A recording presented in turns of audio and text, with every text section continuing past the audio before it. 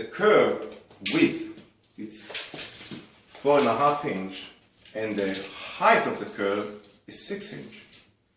The height of the curve from the inside is actually 5 or 4.5 inch. That's why is that? Because the pre-slope actually had a little bit of elevation here. And what I have here, if you can look at it, this is a board, a treated board, okay, which have 8 or 7.5 inch. So the height from here to the top of this is almost 8 inch. Okay, and going all around. In addition to it, you can see here I have space. And I have also here a space. I put this space in purpose to put the remain of the liner inside, and I'm going to have a flat liner that I can actually put the Hardy-Baker board properly installed. Okay, so I want to show you in the diagram how these shower look like, because before I'm going to cut the liner, I want really to draw and see what I need. Okay, this is a photo of the shower dimension. As you can see, unfortunately there was a missing color in the printer and get it pink. So as you can see, the length of the curve is 60 inch. The width of it is 4.5 inch. The length internally of the bathroom shower is 66 inch. And the width of it is 39 inch. 66 inch, 39 inch, and 60 inch is the length of the curve. The height of the curve from outside is 6 inch. So I have another photo here that I would like to show you here, just considering the curve. So this is a photo I took from inside, and you can see here that the curve width is 4.5. The height of the curve from inside is actually 5 inch. Okay? And the width here between the side of the bath shower to the curve is 3 inch from each side. So if I'm actually putting on a drawing and I show you what's going on, if I'm going to see a top view, this is a top view. Top view. Okay? So you can see what I have here. I have a 66 inch length, the width is 39 inch, and here's the curve. The curve really actually started 3 inch from here and 3 inch from here. It's actually 60 inch, it's symmetric. And the width of it is 4.5 inch. Okay? So what I have to do now, I have to actually design how I'm going to put the liner here. So remember, I need to add another at least 10 inch from each side. I'm going to add 10 inch from each size of the liner to create the pen, the container. So here is another drawing I did. So in the blue you can see the dimension of the shower, and in the black is the dimension, now I add another 10 inch, the dimension of the liner now that we need. That's the minimum size of the liner that we need. As you can see, there is a 10 inch from each size of the dimension of the shower. Here is the curve, and as you can see, I actually opened the curve or mapped the curve or stretched the curve. That you can see it's a 4.5 inch, 5 inch, and 6 inch.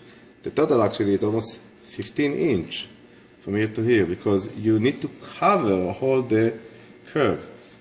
So, and remember it's 60 inch from here, and as you can see that 13 inches from the liner to here. But remember, it's not going to be exact. This is the minimum size, but I always give them an offset a little bit, that I'm going to actually miss a little bit of the material. So it's better to be a little bit bigger than to be smaller. Okay, so this is the last drawing that I want to show you what's really going to happen. Here is the liner. Now the liner, as you can see, the length of it is 86. This is really the place where is the shower, it's 66. If I add 10 inch from each side, I get 86. Okay? And from the width of it, it's going to be 59 here. Okay? And if you look here, I actually have, I just open the curve, and you can see 5 inch, 4.5 inch, and 6 inch. Okay, so you can see from here, from this point to the end point here, it's 64.5. These actually address also the curve. So if you look at it carefully, you can see that this line, this is not a straight line, it's actually a space line, or a dot line here. This is the place where I'm going to actually fold the liner to create the pen. This diagonal here is the place where I'm going to fold it and put it inside the space I show you. Here's another 1, 2, 3, 4 of them. Here is the place where I'm going to fold the liner in order to cover the curve flow. So let's assume this is our liner and this is our shower area. So and let's assume from here to here we have 10 inch. So this diagonal one, what I want to do, I actually want to go and put it like that, and then put the other one. That's what we're going to do there. So we're going to take here the diagonal one, we're going to put another one here, another one here. So as you can see, with that one we're actually going to build a small box, a small container from the PVC, because we cannot cut the PVC. So the trick here is to take the diagonal one line and just fold it together. If you fold it together, what you're getting is, you're getting nothing but a container, as you can see. So our shower is a bit more complicated because you have also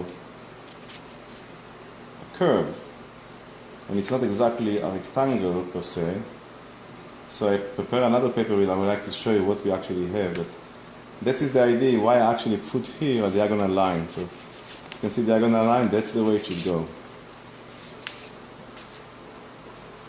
An example of a shower that has a curve. It's not exactly like our shower, but I just want to show you. If I have a curve, I have to get it like this.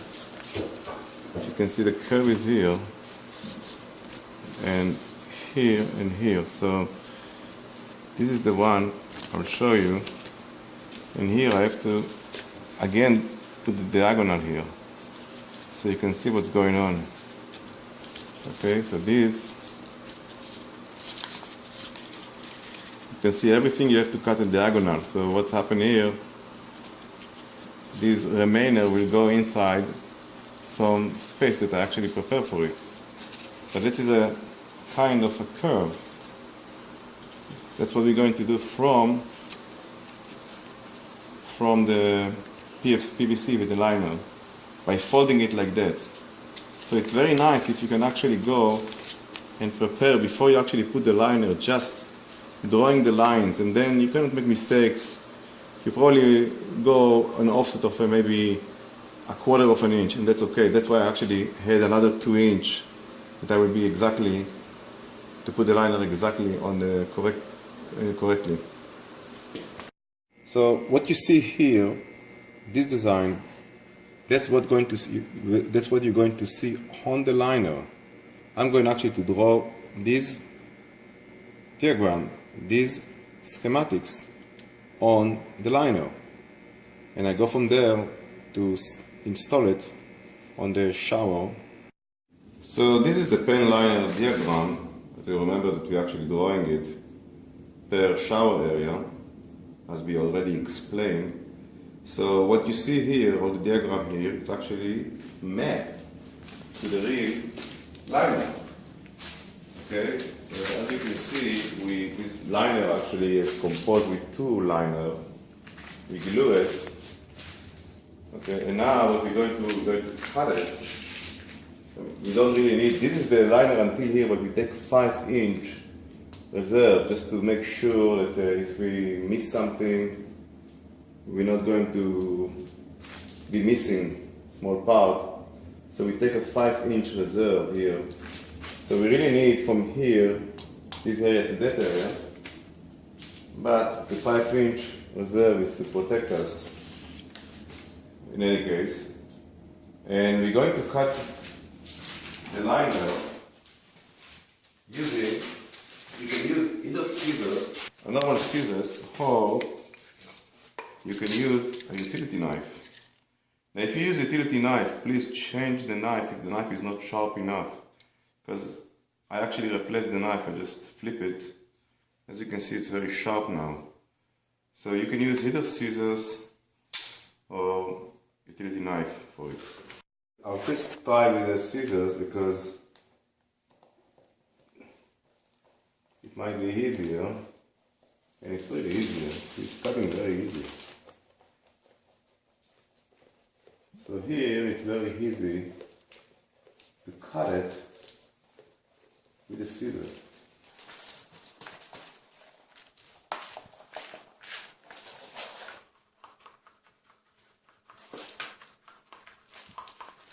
So you see how fast it's going with the scissors to cut the PVC liner.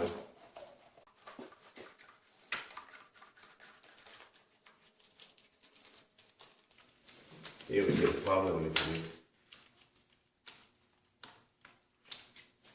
Okay, so we cut it here.